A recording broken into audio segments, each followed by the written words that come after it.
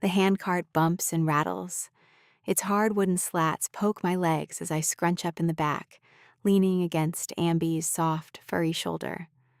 Her paw pets my hair, slow and gentle. I hug my knees tight, my eyes fixed on the early morning sky above us. I glance down at my new shoes. Dark brown, soft, thin leather boots Amby got for me and Floria right before we left. They pinch my toes only a little, but they're surprisingly comfortable. The cuffs are short, hugging my ankles snugly. Then I look at Amby's feet. She wears thin slip-on shoes in a light pastel blue. When I first met her, it felt weird seeing a rabbit, almost my size, walking on 2 feet, wearing shoes, a knitted shirt, a bandana, and a satchel. But I've learned that's normal here. Lots of things still surprise me in this world. But I'm more comfortable than I expected. And I'm already getting used to how strange everything is compared to back home. Our caravan is heading north toward Aerovia. The carts and animals trudging ahead, their paws and hooves clack and tap the hard dirt beneath us. I stare back up at the sky, at the bird soldiers with shiny, leather-covered wings, keeping watch. But my stomach's still turning, like I'm gonna throw up. Last night keeps flashing in my head, so loud and real, like a bad dream I can't get rid of. It was dark, a full moon peeking from behind the clouds. We were hiking up a little valley in this huge meadow, almost to the spot where we were supposed to stop and set up camp for the night. Everyone was tired, and Bunford said we'd rest as soon as we reached the next clearing. But before we could, they came. The Nocturnes. Our caravan, tons of Florians and Marshings evacuating to Aerovia, stretched out like a long snake of carts. And for a while, a bunch of us were making the journey on foot. We'd been walking for forever. My feet had already started aching only after a mile or two, even with these new comfy boots. When up ahead I saw wings whooshing out of nowhere, and a bunch of animals on the ground rushing toward the front of our line. It was the Nocturnes.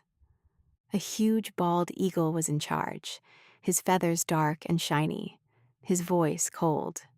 He and his gang, crows, hawks, some raccoons, a giant bear, and more, tore through our stuff, ripping bags open, smashing crates, spilling flour and berries everywhere. They said they were hunting for a human who'd snuck into Floria and was heading to Aerovia. My heart felt like it was going to thump right out of my chest. They're after me. Bunford, that nice old rabbit on Floria's leadership council with brown and gray fur, hopped over to our cart fast. His eyes looked worried. "Louisa, they're looking for a human. You must hide, quick." Amby's paws shook, her fluffy tail all twitchy and nervous. "We'll keep you safe," she whispered. Before I could think, the 2 chubby black bears, twin brothers who own the Blackberry Inn, waved from their giant cart. "Over here, kid," one called, his voice deep but not scary, quiet enough so the Nocturnes won't hear. Their cart was like a big, messy shop, stuffed with crates of flour, sugar, and jam jars, like they were taking their whole inn to Aerovia. I climbed in, my knees shaking, and they helped me squish between 2 huge flour crates, the wood scratching my arms. They piled sacks and little boxes around me, hiding me so well I felt like I was in a secret fort, but it was warm and a bit dusty, and I could barely breathe. Outside, the Nocturnes' voices slid closer, all smooth, like they were pretending to be nice. "Oh, don't worry," a crow said, all sneaky-like. "We just want the human. No trouble if you help." My stomach flipped. I was sure someone would tell on me, point to the cart and say, "She's right there." But Amby, Bunford, the bears, nobody said a peep. Everyone acted like they knew nothing. A big grumbly voice got loud near our cart, and I peeked through a tiny gap in the crates, holding my breath. Lantern light flickered over a huge, dark brown bear, way bigger than the inn bears, like a mountain with fur, sniffing and growling, He asked the twins if they'd seen a human. His voice wasn't even trying to sound nice like the crows. This bear was mean, his giant paw ready to smash their stuff. The eagle stood right behind him, watching, his shiny beak sharp and still. The bear's paw swung up, about to bust the cart open, when the eagle spoke, his voice sly and sweet, like honey with something rotten in it. "Oh, we can't have them starving on their way to Aerovia, can we?" he said, sounding almost kind. The bear snorted, angry, but dropped his paw and stomped off to the next cart. My heart was banging so loud I was sure they'd hear it. The eagle stayed put, his head tilted like he was listening for something. I tried to breathe as slow and quiet as possible, my nose itching from the flour dust. His eyes slid over the cart, focused and scary, like he could see straight through the wood. I squeezed my eyes shut, wishing I could just disappear. Then Bunford's voice rang out, shaky but brave. "This is preposterous. Why do you want a human? The Noctiveer Council will hear about this." He was talking loud on purpose, trying to pull the eagle's attention away from our cart. From me. I peeked again. The eagle's head snapped toward Bunford. I saw the tops of Bunford's ears twitch into view. The eagle lunged at him. Bunford yelped, his breath catching like he'd been hit. "Shut up!" the eagle crowed, his voice sharp and cruel, and he marched off toward his gang further down the caravan. I exhale a breath I feel like I've been holding forever.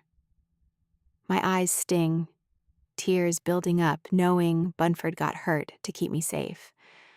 Then things got worse. Way worse. Screams and crashes exploded, like the meadow itself was breaking.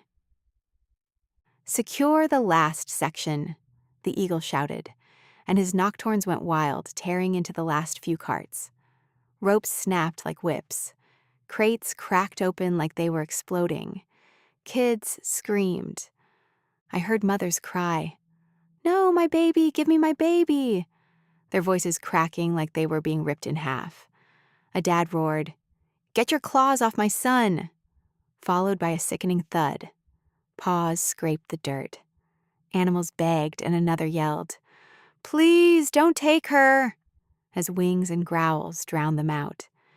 It was like the nocturnes were slicing off the whole back of the caravan, chopping the snake's tail clean off. Bunford's voice cut through the chaos, shaky but angry. "Let them go! You can't do this," he shouted. The eagle's voice boomed back, cold and sharp. "Get the counselor!" I heard Bunford grunt, struggling. His shout suddenly turned muffled, like they'd shoved something in his mouth. My chest hurt so bad it was hard to breathe, picturing Bunford tied up, kids dragged away, all because of me. The eagle yelled at the crying animals, "Shut up if you want your children to live." The screams dimmed, turning into sobs and whimpers, but I still caught a mom choking out, "My little girl," like her heart was breaking in half. Then he shouted to all of us up front, "Tell that elder of yours in Aerovia, bring me the human if you want to see your people and your children again." Gasps rippled through our group. A rabbit shrieked, "No, please," and a crocodile growled, "Traitors." I lay hidden, my head spinning, eyes hot and blurry. I wanted to cry so bad, but I bit my lip until it hurt, swallowing every sob so I wouldn't make a sound. One of the black bears whispered, "Stay still, kid," their voices low and shaky.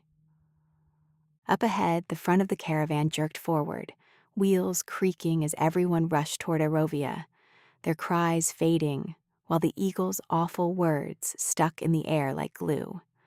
The nocturnes hauled off the back carts, wings whooshing, kids whimpering, grown-ups begging, all getting quieter as we pressed on through the dark. I still can't believe what happened. They just took Bunford, those families, and kids just like me. Why'd they do it? I mean, why did they want me? I keep thinking, my head heavy on Amby's shoulder now as the handcart rattles on. Maybe they think a human like me, or Ivory, has something special. I haven't seen any other humans in this world. I just don't know. Bunford's important in Floria and all those kids. It feels like it'll be impossible for the Elder and the other leaders to say no to the Nocturne's demands. I shudder, imagining meeting this Elder only for them to tie me up and hand me over to that gang. I look up at the bird soldiers gliding above. They found us about an hour after we ran from the Nocturnes. They said they're scouts from Aerovia and that they'd been waiting for our caravan. When they heard what happened to the back sections, and especially the Nocturne's threats, I remember all four of them looking straight at me, their faces all unreadable. Then they scanned the rest of the group. They started talking quietly to each other, like they were working out a plan. One shot off toward Aerovia with a huge flap of his wings. The other three stayed. After a minute, one stepped forward and called out, "I've sent him to go report to the council and rally some troops. We'll see about dealing with those Nocturnes." Relief washed through the caravan like a warm wave. We've been traveling through the night to reach Aerovia as quickly as possible, and Amby said we only had a few hours left at most. We were just about to stop and set up camp in that little valley in the meadows when the Nocturnes showed up. Amby stops petting my hair, her paw shaking a little. "You okay, Louisa?" she squeaks, noticing tears on my cheeks. I wipe my face with my sleeve and nod, but I'm not okay. I'm scared for Bunford, for the others, all those kids, for Ivory, wherever she is. The void could be close to Floria now. I just hope wherever Ivory is, that she's far away from it. Our handcart's the last one now. It's creepy looking back. The meadow behind us is still dim even though the sun is on its way up. The lanterns swinging on the carts helped guide us through the night. My brain feels too full, stuffed with everything that happened last night.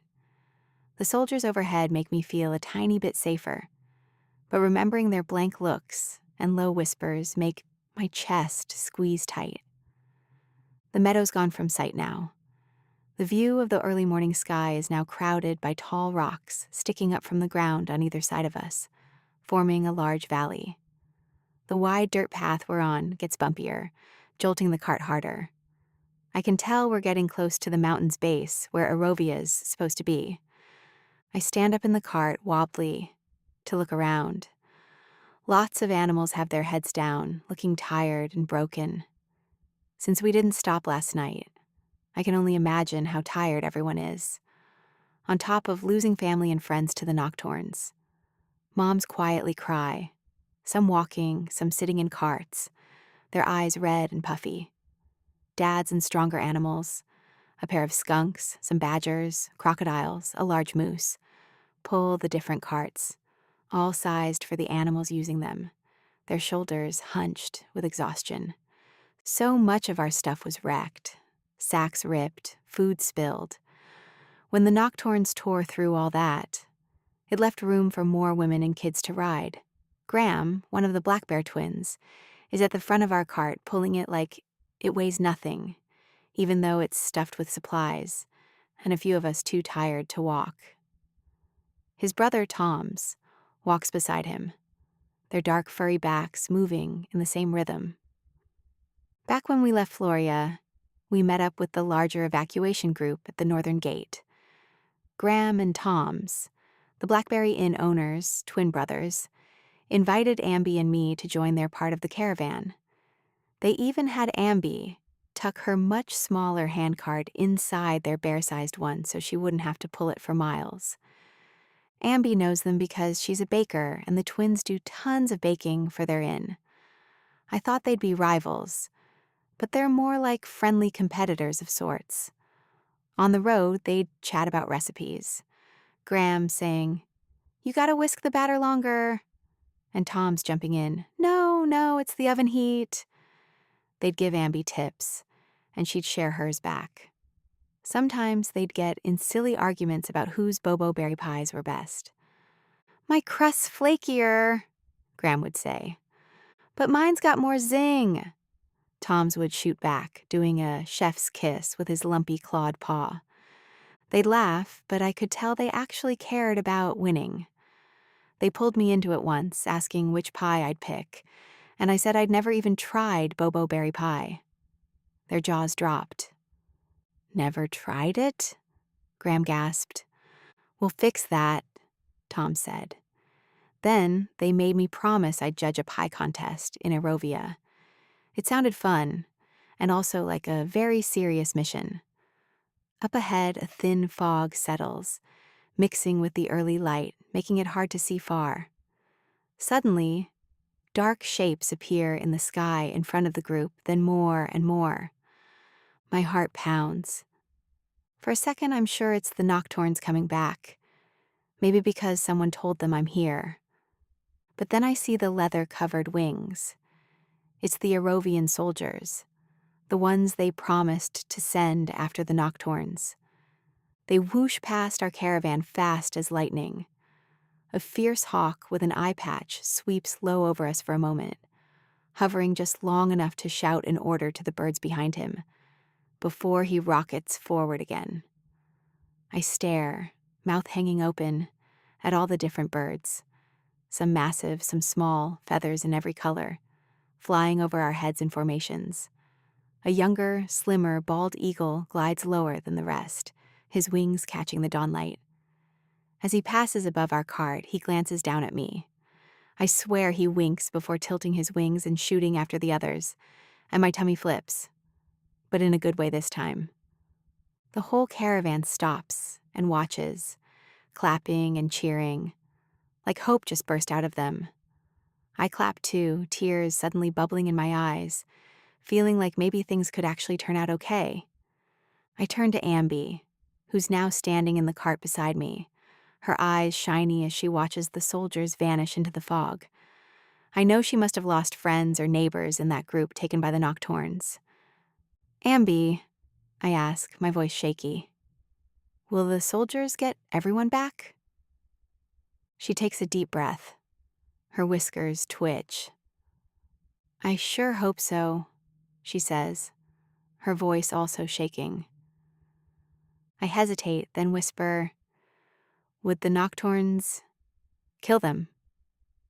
And the kids?" Amby's eyes widen with sadness.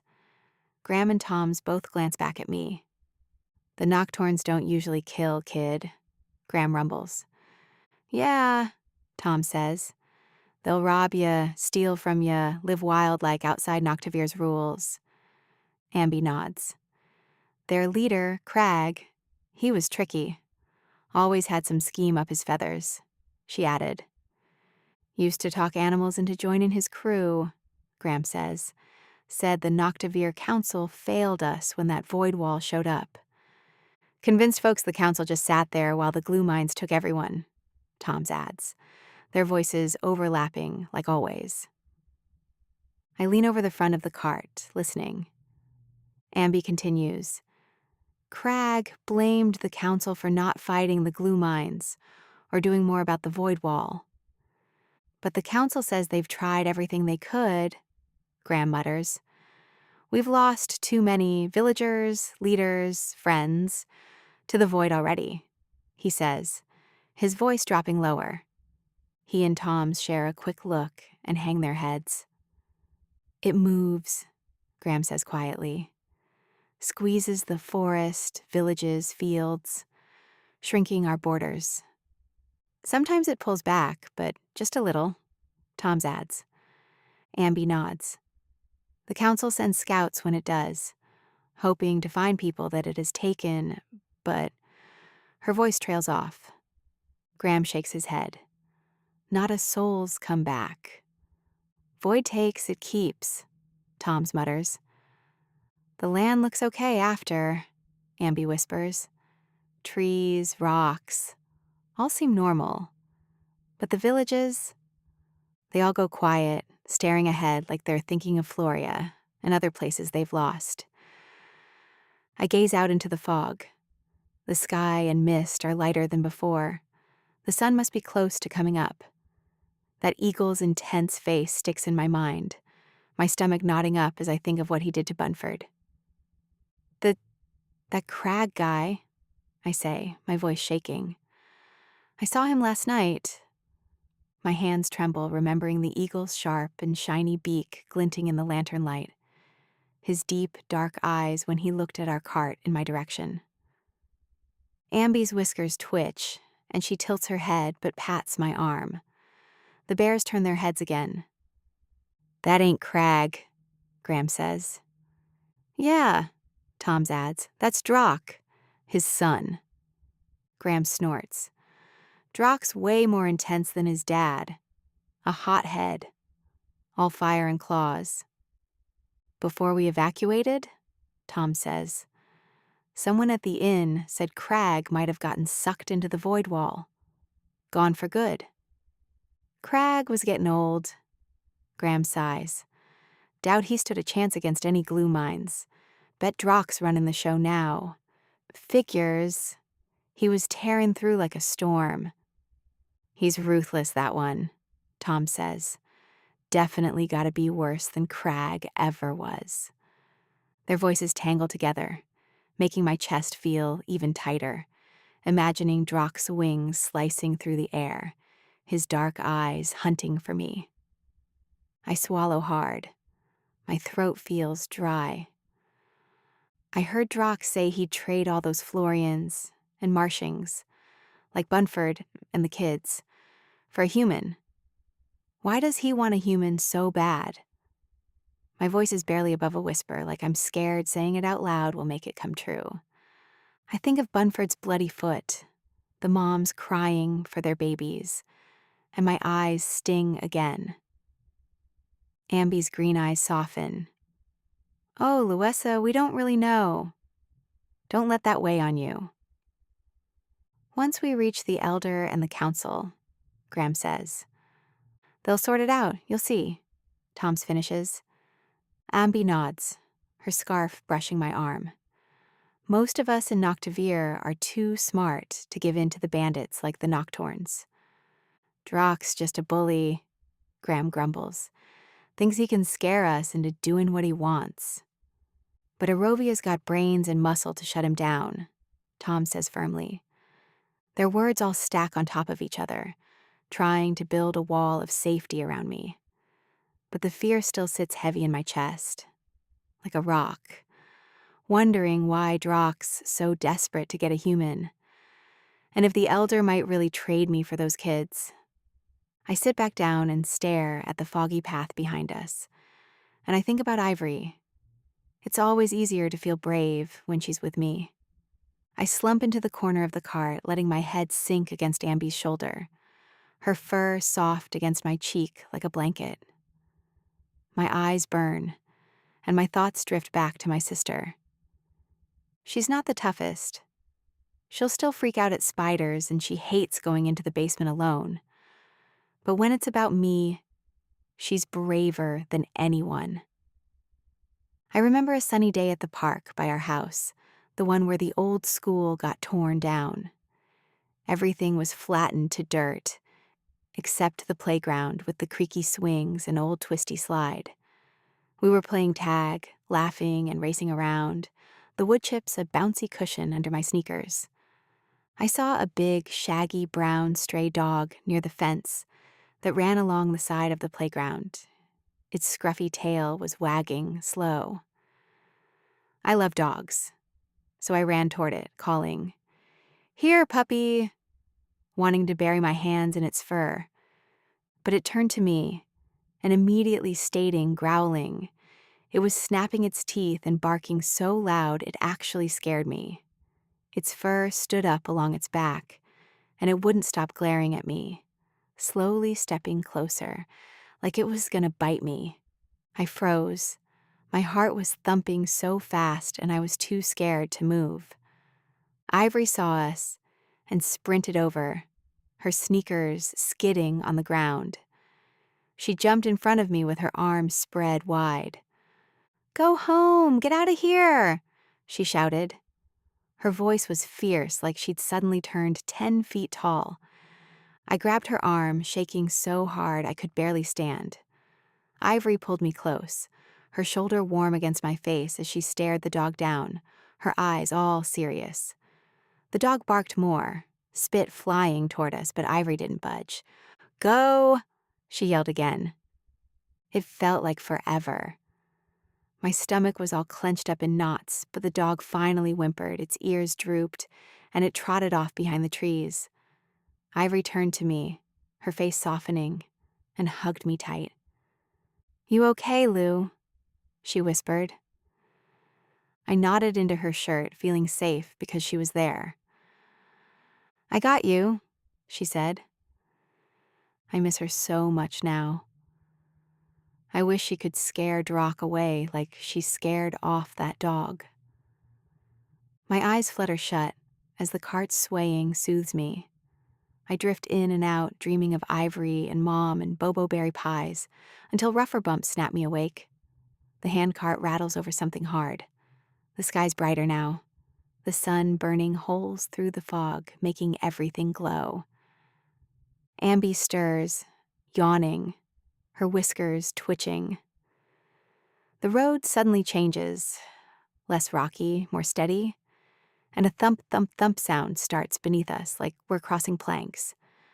I stand up, and Ambi hops up too. Her green eyes shine in the sun. "Welcome to Aerovia, Louisa," she squeaks as she beams at me. My mouth drops open. Huge trees tower around us, thicker than any I've ever seen, like skyscrapers made of bark. Their rough, dark trunks stretch so high I can't see where they end. A massive canopy of leaves weaves above us, letting strips of golden light spill through, painting the ground in glowing patches. It's like we've entered a forest city. The air smells like pine and damp dirt, with smoky campfires and something sweet underneath, like pastries and cinnamon. The trees aren't just trees. Some have round holes for windows, glowing warm and yellow. Heavy wooden doors, carved with swirls and leaf patterns, sit at their bases. Between them, big houses made from logs and stone sprawl out with slanted roofs and chimneys puffing out gray smoke. I thought Aerovia would be dark caves and flat land by a mountain, but it's an enormous and beautiful city, buzzing with tons of animals and packed from wall to wall with plant life. The air hums with chatter and distant bird calls. I squint past everything and spot the mountain at the village's edge, its rocky face dotted with giant caves lit by flickering lanterns, dozens of them glowing like stars stuck in the rock. I picture tunnels twisting through the mountain like a secret maze. Strings of big, round lights hang everywhere, high in the canopy. Some are low near the roads and paths, like endless balls of light, glowing warm yellow, slightly drowned out by the now risen sun peeking through the trees. It makes the whole place feel like a big, cozy party that never ends. I can't imagine how amazing this place looks at night. Birds are everywhere, perched on branches, swooping between trees, feathers flashing reds, blues, and greens. Hawks, owls, and sparrows passing by watch as our caravan rolls in, their heads tilted, curious but kind. Some swoop closer and chirp gentle welcomes, their wings brushing the air with soft whooshes. A small finch-like bird about my size flutters down near our cart. "Hello, human," she sings in a high, musical voice. She's smaller than the big soldiers, but taller than some of the smaller animals. I wave and giggle, the weight in my chest feeling a bit lighter. I've learned not to be surprised anymore. Animals here don't just act like animals. They talk, wear clothes, sometimes walk on only two legs. The birds in this world stand tall and upright, using their wings like arms and head feathers styled like hairdos. It's like a whole town of feathered people. All around, all sorts of animals bustle. Squirrels scurry around with baskets, beavers and badgers hauling wood, rabbits carrying bundles of things they foraged, many of them smiling at us like they're glad we're here. I spot a rabbit from our caravan, one who was crying earlier, hop toward another rabbit who looks older. They hug. "You're here," the younger one squeaks. "Told you I'd wait," the older one laughs. Nearby, a crocodile from our group thumps tails with another croc. "Finally," one rumbles. "It's like everyone's finding their people again." It makes my heart feel warm, even with all the scary stuff still hanging over us. I turn to Ambi, my eyes wide, and she grins, squeezing my hand. Her bandana keeps her ears back, but the tips still flutter in the breeze. The smell of baked goods gets stronger, and my tummy rumbles, reminding me that I'm starving. "It's amazing," I whisper. Ambi nods, whiskers twitching. "Yeah, it really is." I look back at the mountain and its glowing caves, and a little spark of hope flickers in my chest. Maybe Ivory is already here. A rustle of wings draws my attention to the front of the caravan, where a maroon bird with white-tipped feathers lands. She looks older, but not as old as Bunford, her eyes sharp and kind, like a teacher's. "I'm Kella Nira," she calls, her voice loud and warm, carrying over everyone. "I am Aerovia's representative on the Noctavir Council. Welcome, all of you." Our line of carts and animals comes to a stop along the wide main road. Kelanira walks down the line, wings folded neatly. She gives a trembling squirrel a hug, shakes a sloth's paw, pats a badger's shoulder. Her touches say, "I know you've been through a lot," without her actually saying it. "The void wall has troubled us all," she says, voice gentler now. "And I understand the Nocturne bandits have caused you sudden pain, taking your children, your families, your friends." Her head dips for a moment, her face heavy with compassion. Then she straightens, eyes determined, and paces slowly along the line as she continues. "We've already sent dozens of troops to bring them back. We'll do everything we can." She pauses, her eyes going distant just for a second. "The Nocturnes have been a nuisance for a while. More bark than bite, really, but we'll handle them." Graham glances back at me, catches my eye, and gives a firm nod, like he's saying, "See, told you." My chest feels a little lighter, her words wrapping around me like a warm blanket. Kelanira reaches our cart, the last in line, and stops mid-sentence. Her gaze lands on me. For a second, it's like everyone else disappears. She reaches out and takes my hand, her wings resting on the edge of the cart. Her feathered grip is firm but gentle. "Welcome, Louisa," she says, and her smile feels like sunshine on my face. I smile back, cheeks suddenly hot, and for the first time in a long time, I actually feel kind of safe. She rises and moves back toward the front, calling out again. "We've arranged living spaces for all of you tonight, after a group welcome dinner in the banquet cavern." She points at the mountain, to a huge cave glowing brighter than the rest, right in the middle. "We'll discuss more permanent plans." My eyes lock on that cave. That's gotta be it, I think. The big one from her speech. My stomach rumbles just thinking about a real feast. Kelanira continues, "The elder and council have plans, but I'll be honest, we can't please everyone. Aerovia is vast and thriving, with opportunities, land, jobs, to rebuild. Many Aerovians have offered homes and work to help. We'll sort out details tonight." What about my tailor shop? I can't just lose it. A squirrel near the front pipes up, his voice sounding shocked. Others chime in. A rabbit calls, "My pottery stall." And a badger grumbles, "My forge. How do I keep that going?" Graham shouts, "Our inn!" And Tom's adds, "Blackberry Inn's gotta bake." Their voices tumble over each other. Kelanira raises a wing, calm but firm. "We understand, especially for merchants like you. The council is working on spaces across Aerovia where businesses can restart. It will take time, but we'll find spots for your shops, inns, and trades.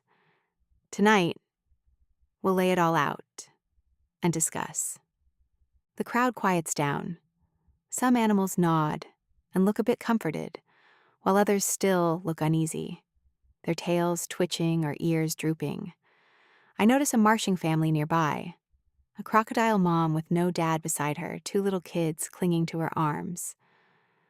"I miss Daddy," one whimpers. "Where's Daddy?" the other asks. The mom hugs them tight. "We'll make do, babies. It's okay," she whispers, but her eyes are shiny. My throat tightens, thinking about my own family spread across two worlds. "What about the void?" I hear a rabbit call from behind us. She sounded impatient. Most animals nod at the question and look at Kelanira with what feels like hope. The void wall is indeed aggressive again. We fear it may shrink our borders even more than it has in the past. We are diligently working on a solution, an answer. For now, we hope our accommodations here will help ease your minds and lift your spirits. She says, a soft smile forms, and she gives everyone a compassionate look. "Please know that we are doing everything we can to help Noctavir persevere," she adds, her tone shifting lower. For now, her voice clear and a bit more upbeat again as she sort of shifts the subject. "We've secured deals with 7 inns across Aerovia, more than enough rooms, beds, and meals for all Florians and Marshings. Aerovia will cover the costs for the next few days while we finalize permanent homes. Counselor Ravelin will guide you to your inns."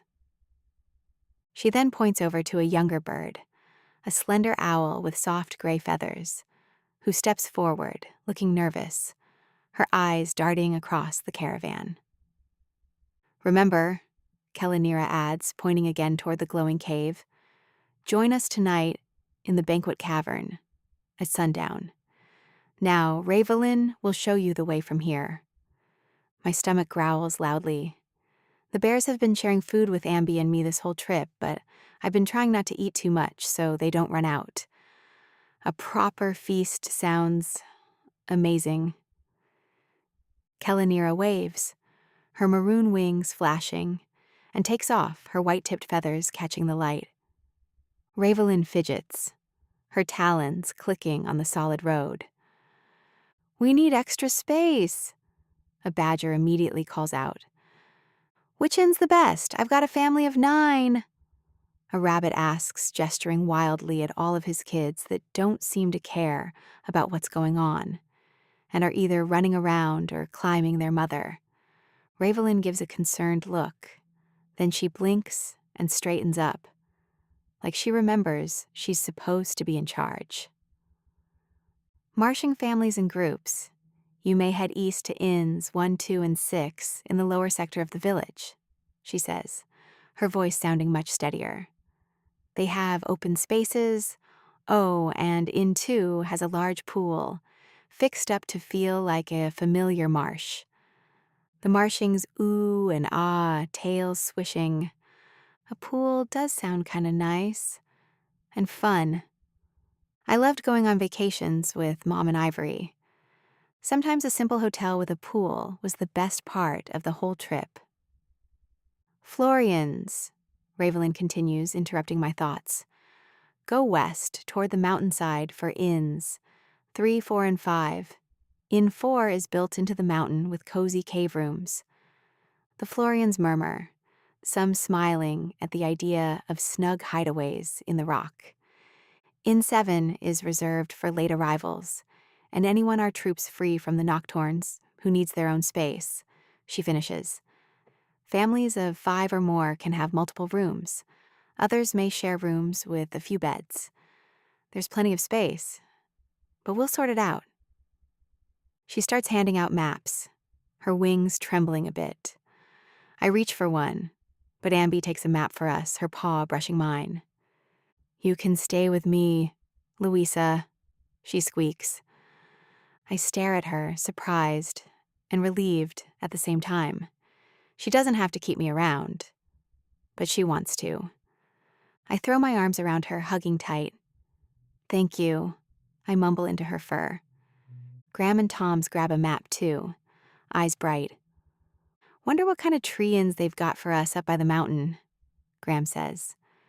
"Yeah, and maybe they'll let us bake," Tom's adds.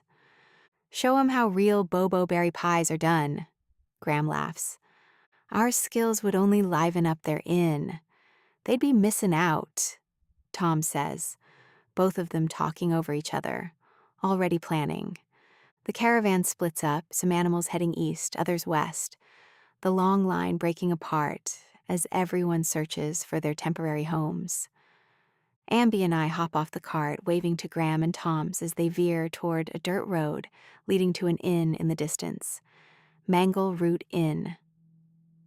The name makes me giggle. Its big building wraps around giant tree roots poking out of the ground like the inn's hugging them. And I thought Floria was big. But Aerovia feels endless, trees and houses everywhere, paths winding up and down. I look up and realize there's basically another city in the branches. Bridges stretch between thick tree limbs. Platforms hold little shops and homes, and birds flutter in and out of doorways high above. There are tons of birds in Aerovia. Hawks, sparrows, ravens, crows, owls, but also ground animals like squirrels, rabbits, prairie dogs, hamsters, even a few lizards and crocodiles, all bustling around. Some wave as they notice the caravan breaking up. It's not just a bird village. It's a home fit for everyone. We walk for a good 10 minutes, my legs achy, but my eyes still huge and fascinated. I'm just trying to drink it all in. The air is cool and the smells change every so often, from pine and warm bread to even a hint of some sort of food roasting. I bump into Amby when she suddenly stops. "Sorry," I say, almost tripping. She just smiles, checks the map, then points ahead. "Here's our inn, Louisa. The Treetop Inn. I thought a room at that cave-side inn might feel too tight for a human, so this'll be perfect," she says confidently. I follow her gaze, and my jaw drops. A massive tree towers over us, almost twice as wide as the others. Dozens of adorable little tree houses spiral down its trunk like a twisty staircase of tiny cottages. Each one has a slanted roof, small glass windows, some glowing with lamplight, and wooden porches with flower boxes hanging off the railings. At the base of the tree, a large building hugs the trunk, its side door open. Wide wooden stairs with tall railings curl up around the tree, leading to each treehouse. Rabbits, chipmunks, squirrels, and hamsters walk up and down the stairs, some carrying bags, others chatting. I recognize a few Florians from our group. They must have checked in already and are heading to their rooms. Amby and I step inside the main building. The doorway is just a little bigger than me, small enough to feel cozy, but not cramped. The air inside is warmer, lit by golden lamps. A wooden front desk sits at the far end, carved with swirling leaf patterns. I breathe in deep. The whole village's pine smell is still there, but in here there's a stronger scent. Warm cinnamon and sugar, like freshly baked cinnamon rolls or cookies. Beyond the lobby, along one wall, I spot a large display loaded with pastries, nuts, berries, and some cheeses. My mouth waters instantly. About 30 or 40 animals from our caravan crowd the lobby, lined up along the front desk, their voices soft but excited. The room buzzes in a hopeful way that feels very different from last night's fear. I stand there beside Ambi, clutching her paw, staring at the cinnamon pastries and the warm, glowing lamps, and the staircase winding up into cozy little homes in the tree. For the first time since the meadow, the tight knot in my chest loosens just a little bit more. Maybe we'll be okay here, and maybe Ivory's not so far away.